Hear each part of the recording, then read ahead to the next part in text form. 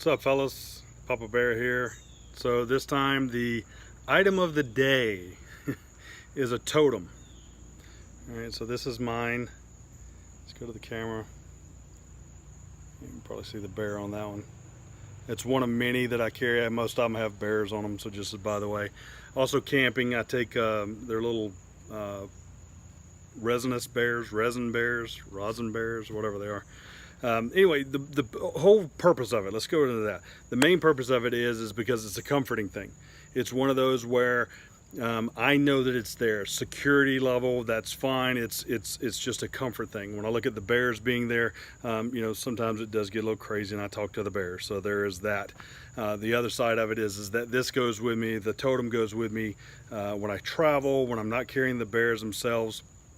And some of you know about this. Some of you've seen the bigger video on it. But that's what today's item is either a totem or, like I said, my bear. It's a comfort item, whatever that is.